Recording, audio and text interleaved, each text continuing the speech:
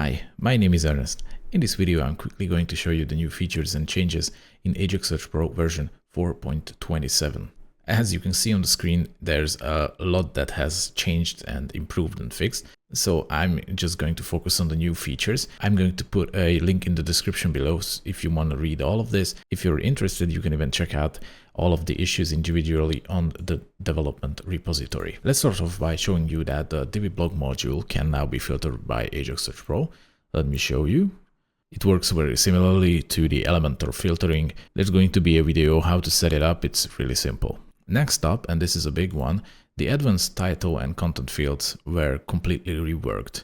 These can be found under the advanced options, content and fields panel. Most of you may not even know about this feature because it was actually a very intimidating one to use. It's mostly aimed at developers, but I tried to rework it in a way that it's more user-friendly. So what is this? The advanced title and description fields does exactly what you think it does. It lets you change the result title and the result content fields. For example, if I do a search, now as you can see, I have a title and a description. Let me just make this a little bit bigger. There you go. So we have 4 columns.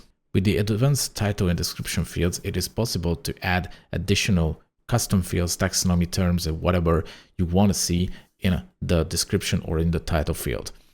Previously, it was a little bit painful because all you had is a visual editor and some pseudocode, which was very hard to understand. Now I've built a visual editor around it, which lets you add different HTML tags as well as inserting various fields. For example, let's make a new line here. Let's see what we have. I want to add an add to cart, a WooCommerce add to cart with a quantity input. I just save and insert, refresh, and there you go. I have a working add to cart, although it doesn't work on the back end, but it does work on the front end.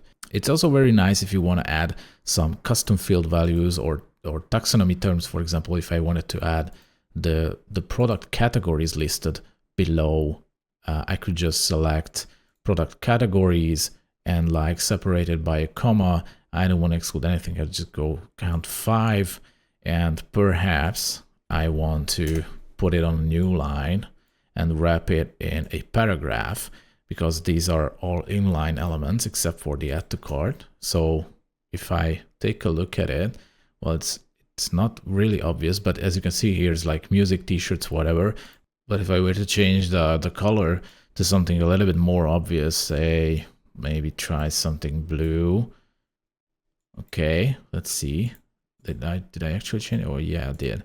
So let's refresh, and there we go. See, now it's there. So there's a lot more into it, a lot more. Okay, let me show you one more thing. Let's do star rating. That's something new that has been not possible before. So let's go with a default star rating.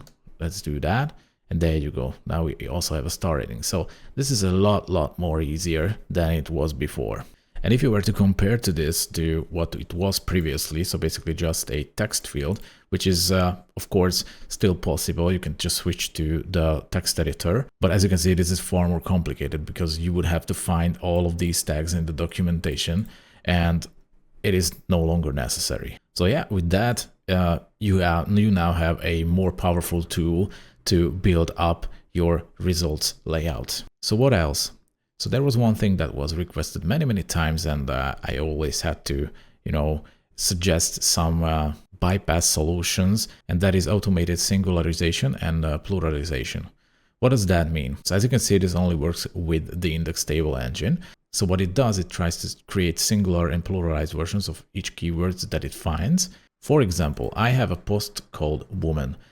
Searching women would not yield any results previously, but now it does. For example, women, as you can see, now I get the same result because the pluralization does its job. And the good thing about this is it's not reliant on any external sources, all built into the plugin. So you don't need to use any like large language AI models or whatever, and it supports a couple of major languages.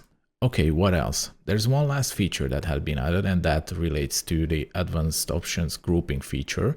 Therefore, when you're using a vertical results layout, this with grouping, the headers of these groups can be now set as clickable links. So this is the option, make group header clickable.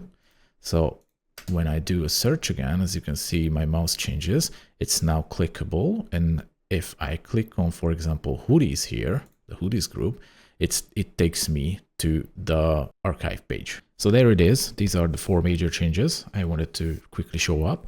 Of course, there's a lot more going on under the hood. Again, you can check it out under the changelog. Thank you very much for watching and see you in the next one. Bye.